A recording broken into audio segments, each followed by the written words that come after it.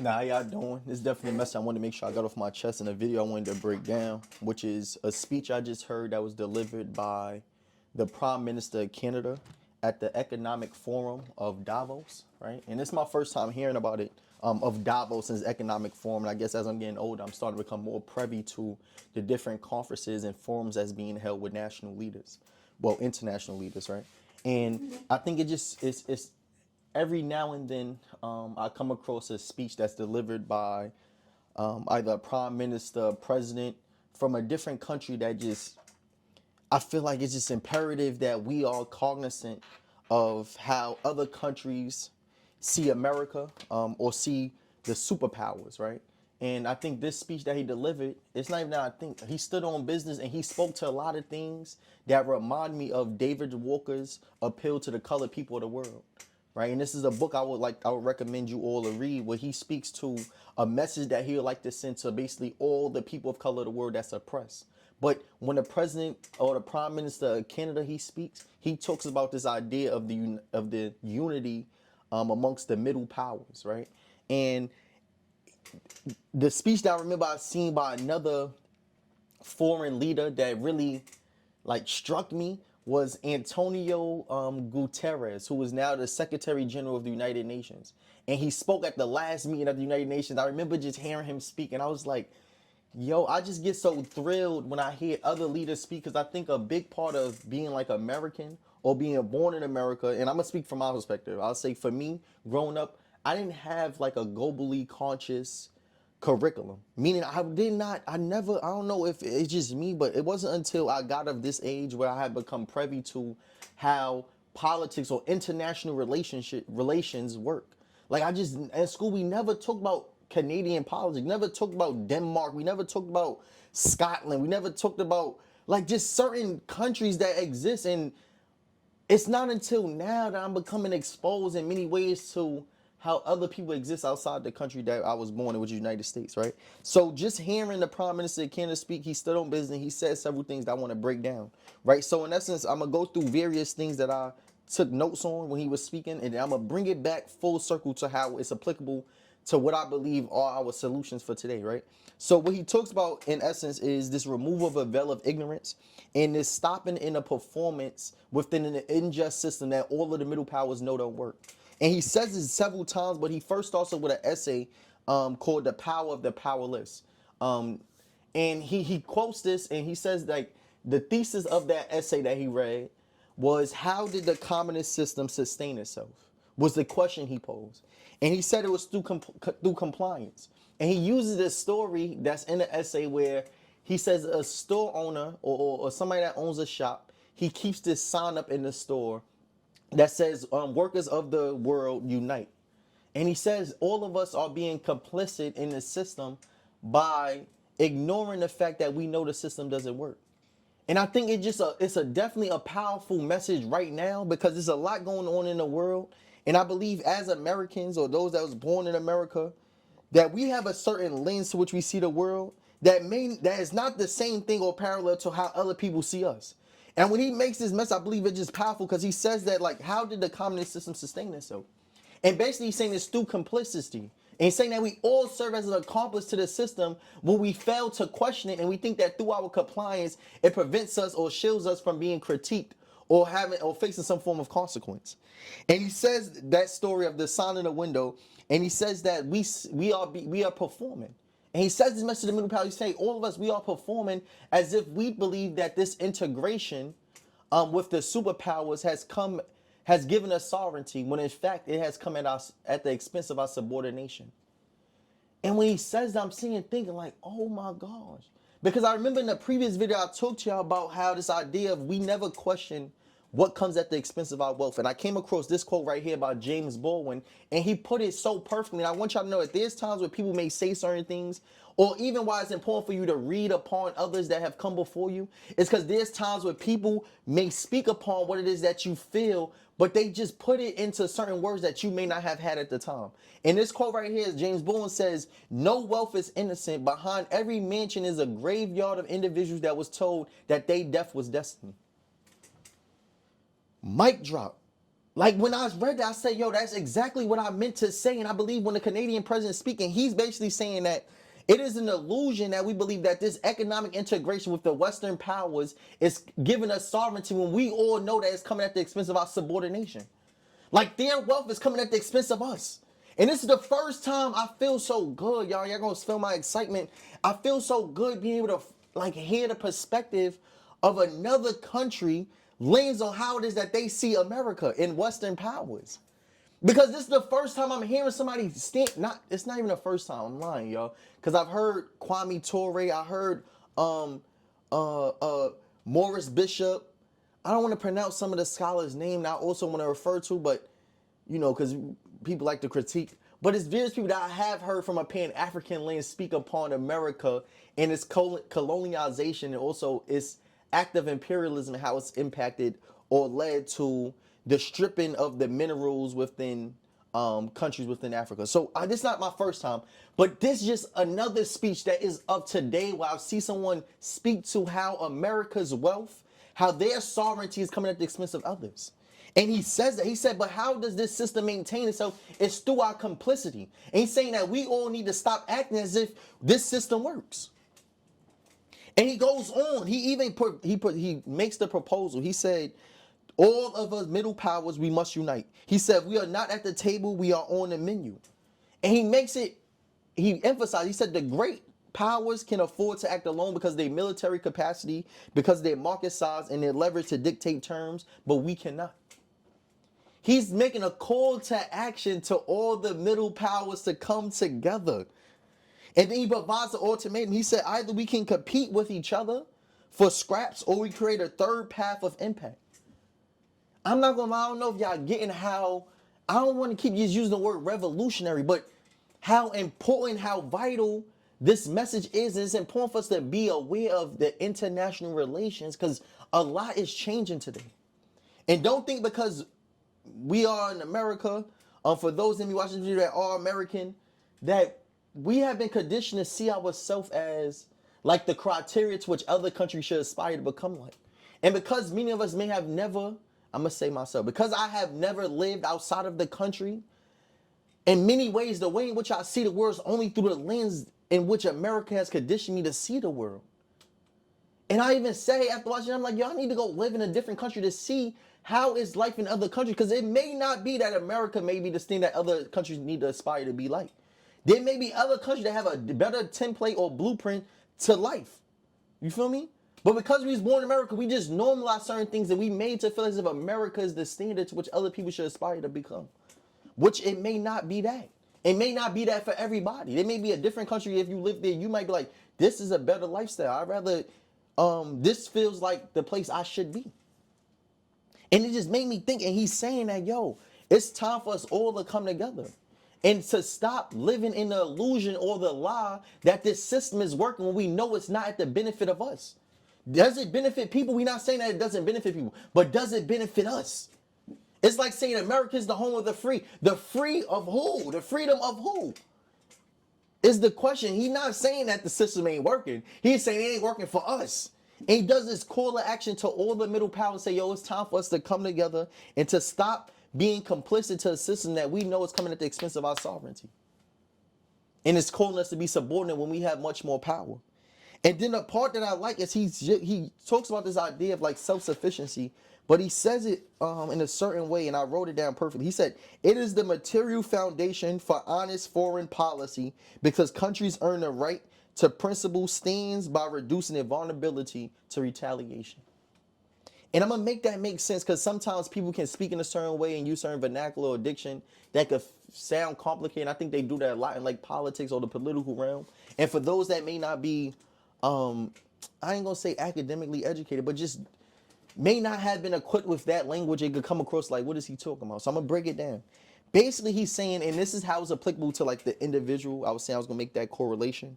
He's saying that our ability to be self-sufficient is the material foundation for having international relationships because it reduces our vulnerability to people holding us accountable for standing against what we don't believe in. A better example, make it even simpler. He's saying that right now we are dependent upon Western or great powers, we are not in collaboration with them. And why we are not in collaboration with them? Because we have not built our own ways of being sustainable without being dependent upon them. So that means that if we was to stand against them, they can retaliate or hold us accountable because we're relying upon a system. But if we come together and build our own system of governance and own rules of economic policies and foreign relationships, we no longer have to rely upon Western powers for our own sustainability. That's powerful. And this is a point where I have to pause and say how this is applicable to us as individuals or black people in America. It is through ownership that we become self-sufficient. And we have to find ways to be self-sufficient, because the longer we rely upon the system and the government, that means that we have to be, there's some of us that can't speak as openly as I do. There's some of us that can't travel to certain places. There's some things we just can't do because it comes at the expense of our sustainability. Most times it's the money. And this is why I'm even creating this YouTube channel, use my platform as such, and trying to build a community, because I have to find ways to be economically self-sufficient so that I can continue to speak in the manner that I do. Because if I don't, I have to be silent because I need the cash. The reality is that bills got to be paid. And it's some people that will silence themselves even though they know what they need to say or what they need to do, but because they can't do it and they don't have the ability to be self-sufficient, they are now silenced by economics. And what he's basically saying is that to the middle powers, we have power. He quotes the essay, the power of the powerless, and he flips it back. He says, no, we are actually powerful, but our power comes from our unity. And he's saying the only way that we can become powerful is if we find ways to be self-sufficient amongst one another, so we're not relying upon the foreign policies and governance of the great powers. Because we cannot afford to do so, because we do not have the military capacity, the market size, or the leverage to dictate terms as great powers alone. They have the ability to do that alone. We only will have that ability to do that as united front. And I think this call to action to middle powers is something that also need a call to action to all the colored people of the world, but also all the oppressed people of the world. Like, he delivered a message that if just a little tweak to the black people, to my African people, to my Pan-Africanists, to the people amongst the African diaspora, this same message is one that's applicable to us, that if we find ways to develop our own systems of economics, of education, of health, of politics, of sex, and of war, we can find ways to be self-sufficient where we can stand on our own and speak our truth. But if we don't do that, then yes, we have to be complicit to a system that comes at the expense of our sovereignty, because we can't stand without them. And he's saying it's time for us to get rid of these crutches. But the only way to get rid of the crutches of the Western powers, we got to become each other's crutch. This is powerful. I got to go to the next point. This is the part I love. He said, he goes and he states, right? He says, he says us as Canada. He says this stately. He says, we have what the world wants. We are an energy superpower. We hold vast reserves of critical minerals. We have the most educated population in the world. I thought this was powerful, because what he is in essence is saying, he says we, Canada, have what the world wants. But he's also saying that we as the middle powers have what the great powers want, which is the minerals. And it automatically made me think of Africa. It made me think of, they currently trying to build the Sahel unit, right? To unite African countries around the idea of sovereignty, and I'm all for that, and I have to educate myself a little bit more on it. But it reminded me of African nations and this idea that if the countries in Africa were to come together as a consolidated front, they have all the minerals to which Europe and other Western powers need. So what he's saying is, us as middle powers have everything that the great powers need, which means that we are actually more powerful than we have been conditioned to believe. He just did a psychological rewiring of these countries by telling them, despite what we have been conditioned to believe, we are actually much more powerful than what they are telling us, because we have all the minerals that they actually need in order to sustain. And then it reminded me of a book I read called How Europe Undeveloped Africa by Walter Rodney, where it talks about how the development of Europe came at the expense of African countries. Because if we think about even the building of Teslas, trying to reach the goal of zero emissions require cobalt, which is one of the minerals that's essential to building lithium iron batteries, which is used to power the EV vehicles.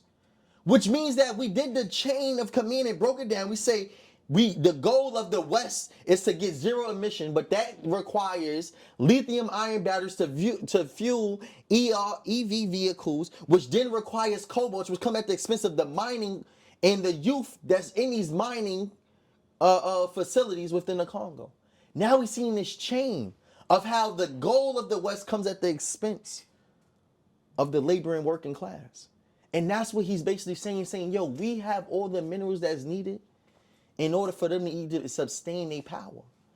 But we have been conditioned to feel as if we need to be relying upon them, when in fact, if we came together, they actually have to become reliant upon us. And that's a psychological rewind that I don't believe his speech alone is going to achieve. But at least he said a message, delivered something that is essential for us to understand, even as individuals and as people of color. We have the culture, the history, the intellect, the traditions, the spices, the foods, that the pigmentation, the melanin that the world wants. But we have been conditioned to feel as if we are subordinate. And if the world does it to you long enough and effectively enough, you begin to do it to yourself. You become an accomplice to your own murderers. Another James Baldwin quote. And it just made me sit here and think that this man has delivered a message that is a message that's not just for middle powers. It's also for the laboring and working classes of the world and the people of color across this world. It's for us to understand that we are not powerless as they have conditioned us to believe. We actually are powerful, but our power comes from our unity. Because we alone can't stand against these great powers. But us united, and this is actually my favorite part of everything he said. No lie, because this resonated with my heart. He said, the old order is not coming back, and we ought not to mourn it. Nostalgia is not a strategy. Mic drop. Yo, I felt this one in my spirit when he said this. And the reason why, because I didn't know how to word it, y'all. I kept saying, like, whenever I'm watching, when I'm on Instagram, I'm listening to different people speak, it feels as if us in the black community has become so fixated on what was going on in the 60s during this black liberation time period, or a time period of enlightenment, even during the Harlem Renaissance. We get so stuck up in a certain time period that it feels as if we allowing nostalgia to seem as if that is a strategy. We become so fixated on what we once have done in the time period of enlightenment, and Malcolm X and Martin Luther King and Frederick Douglass and all the leaders that have come from our past, that sometimes we get so fixated in a time period that we no longer plan for the now. And I get a little frustrated as a youth because I believe in that quote that says, a child is not for reaffirmed by his village will burn it down and fill his warmth. I believe in many ways we have become so caught up in this nostalgic feeling that we are overlooking our youth and the leaders of today. We speak so much on Malcolm X and Martin Luther King as if like we don't have leaders that live today. And the old time is not coming back. Them people have died. We now have ceremonies and celebration of movements. How are we celebrating past movements? We have traditions and holidays to celebrate past leaders as if we don't have leaders of today. And in many ways, it seems like we overlooking our youth, and I be feeling that way so much. And I want us to understand that when you get caught up in a time period, that means that you as a race start to become stagnant. Because you're so caught up in what was that we're not planning for what is up now. And he used the word, we need to be pragmatic. And that's a word that I learned through his speech. Meaning that we need to plan according to reality. No longer through theologies and ideologies and all the vanguards and all this different. People become so intellectual that they get so fixated in ideologies and theologies that we forget about the reality. And what's applicable to right now.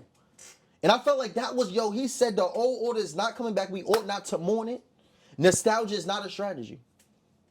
I'm not going to say we should not acknowledge the work that has been done by our ancestors, yes. But there comes a time period where now we need to build. Because one day we will become someone's ancestors. And we get so fixated on the past and what as leaders in the past have done, that often we overlook the leaders that's living amongst us today. And nostalgia is not a strategy. We talk so much about the Black Panther Party. We talk about the US organization. We talk about what games was originally created for. Yeah, I agree. The foundation into what has happened is important. But there comes a time where we must plan for today. There's time when you must stop reading all about history and start creating history. What is the solution of today? And that joint struck me. Yo, it struck me. And then I have to get to why I felt like this speech in this totality was important. Because I believe there's principles that's applicable not only to the individual, but also the oppressed. And the first one is that the old order is not coming back. So we need to start planning for today and acknowledge the leaders and the youth and to encourage them, but also to empower and educate them to understand that they too have the ability to become the leaders to which other people one day have to study. The second thing is that we have worth. So despite how we have been conditioned as Black people, as colored people of the world, as oppressed people, to feel as if we don't have anything to contribute to society or as if we didn't contribute anything, we need to know that we have much to contribute, and a big part of our contribution comes from us working as a group, which goes to my third point, which is the idea of group economics. I was thinking about this and I talked to my family about it. It's like we have to become more intentional to how it is that we utilize our finances. We say this idea of building, know that it comes at the expense of your convenience and your comfort. There's times where, for my birthday, one of the things I always do is whenever I bring a group of people together, we always go to a Black-owned restaurant. And I've made it the conscious decision in my mind that I will not spend my money at any other restaurants or establishments that are not Black-owned. I believe that we have to find ways to start to unite, not just economically, which goes to my third point. And this is something I learned from Frances Cress Wilson. If anybody don't know her, I advise you to look her up. She's known for the Crest theory and a few other ideologies that she has built, which is actually based on scientific facts. And she said, like, there's different ways to which violence or revolution manifests, right? And this is what I want to end with, right? Because a lot of times when we hear revolution, most times people think the direct correlation to violence. But revolution is not just a violent act. Right? And there's 6 things that I'm going to break down when it comes to revolution, what that looks like. The first one is economics. So what I mean by group economics is finding ways to pool together our resources, whether that's susu hands or being intentional where it is that we spend our money, whether that's the supermarkets, the beauty salons, where we get our source our products. If you get it Black-owned, let's go Black-owned. If you can find it, let's find it. And if you don't know it, it's an app called Black, BLAPP, that allows you to find different services or products that are Black-owned and made by Black people. Right? The second thing is education. How do we develop our own educational system? There was a quote that someone commented in the last video I created by the pedagogy of the oppressed from the book. And they said, when the education of the oppressed is not liberating, the goal of the oppressed is to become like the oppressor. So the goal is, how do we create an educational system that informs us as an oppressed group to understand what is our role in our society and how to alleviate our communities of their conditions? The third is political, right? What do I mean by that? Is how do we develop our own form of politics? I'm not against voting, but I'm only for voting if we voting as a voting block. Knowing that then politics and definitely our local government have to abide by what it is that we say for our voting block matters. This $700, the 6 to 7 amounts of votes matter. Definitely in local politics where they only win about 1,000 to 1,200 votes. That this 600 votes can make a difference, but that's only if we start to function in voting blocks. The fourth is health and food. Another part of revolution is also living long. But a big part of living long is being mindful of what it is that you consume and put into your body. So when I think of health, I think about finding ways to be mindful of what it is that we eat and what it is that we consume. Knowing that many of us shouldn't be eating 3-4 meals a day. I learned through the Nation of Islam or through a book called How to Eat to Live that you should be eating 1 meal a day. And a lot of times we eat a lot of food or even fruits and snacks that actually take a certain amount of time for our body to break down and for, the mitochondria, for the cells to actually turn into energy. But if we don't understand that, we are over consuming and we are causing our bodies to malfunction. So another part of revolution is just being mindful of our health. Another part of revolution, just living long in a society that specializes in necropolitics, which is the study of killing Black people. That's another form of revolution. Another form of revolution is sex. How do we reproduce? How do we be fruitful? That's another form of revolution, building family formation. That's a form of revolution, nuclear families. Because we understand that, and I learned this, that when the economy changed I learned this from Jawanza Kunjufu, Dr. Jawanza Kunjufu, he said when the economics or the economic structure of the society changed, what we demanded within the household changed as well. When we was in agriculture, we decided extended families. When we went to manufacturing and industrial revolution, we wanted nuclear families. Now that we talk about computers and technologies, we talk about single parent households. But what I want us to know, that a big part of revolution is also building families. So you got to be intentional with who you engage with, who you have sex with, who you interact with spiritually, who you interact with through sex, because a big part of that other form of revolution is how do we go about building black families? Because we understand that a big part of economic power, even security, is through building a household that is united. And then the last one is then violence and war. But I wanted to put that last because whenever we think of revolution, we always by default think of war. We think of violence. And why I believe armed resistance is definitely important. We don't have a lot of conversation around it when it comes to black people understanding their right to bear arms, which is one thing that I do promote. I want us to know that the ways in which violence manifests or revolution is not just through physical armed resistance, but that is a part of it, and this is important. So when I think about violence and wars, understand that one of the things we also need to build is a black military. Why don't we have ways to which we can self-surveil our own communities? I know that was the reason to why gangs created, was to oppose or be in opposition to police brutality during a time period where police was definitely using excessive force, which they are still doing today. But even we talk about this idea of ICE. It's like if ICE starts to come to black communities, how do we defend ourselves? And I do believe that if it was to come to black communities, we definitely would have a stance. I definitely believe that they wouldn't be able to impose their will as they're doing upon immigrants right now, because I've seen us come together as communities when we had a common enemy. But my thing is that we need to be a united front even when our enemy may not be something that we share in common. Because then that means that after we overthrow our enemy, we become each other's enemies. And I don't like that idea. So what I do want us to know is that it is essential for us to understand how to bear arms, how to self-govern, knowing how to use a firearm, knowing that we have the capability to govern ourselves and don't have to be surveilled, because this idea of black people needing to be surveilled was definitely manufactured through media, and that's a whole nother conversation for itself. But I wanted to make sure I just went over this video because I believe that speech that he delivered, the Prime Minister of Canada, which his name is Mark Carney, it was definitely a message that he delivered that I believe is a message that all people of the world ought to take something from. But not often are speeches as such going to be highlighted in media. And not often are we shown, or does, westernized, white supremacist owned media outlets will even want a message as such to reach his citizens. Because a big part of maintaining our sovereignty or our superiority is to ensure that our citizens to an extent remain ignorant and no longer question the system to which they benefit from, right? So, I'm always create content as such to keep us critically thinking, but I do want us to understand that we need to become more attentive to international relations, and politics, so that we know how other countries also perceive us, because we are not living in this world in silos. And like James Baldwin said, which is a quote I want to end with, he says, "No wealth is innocent. Behind every mansion is a graveyard of individuals that was told that their death was destiny." So subscribe. I'm creating a book club, so you will see that link posted here. You can join my school community in the bio. And we're going to start just having some more critical conversations. I'm thinking about even creating Zooms where we could go over some of the videos I'm creating, or just have some dialogue and even just throw in some things that I may need to know, right? So it's a lot of things going on in the world, and it's impossible for me to be privy to everything that's going on. The only way for us to create a conscious group is for us to have different people that's looking at different outlets, right? Because some things I'm going to miss, but it's some things that you're going to catch that I'm not, and some things I'm going to catch that you're not. But in order for us to have a conscious community, it requires a group. It requires a community to be built. So please subscribe, join this community. Feel free to donate to my Cash App to assist me in building out this media platform I want to build, which is to find ways to create funding for any black creators that want to create any films, to have the funding or at least a source of funding to reach out to.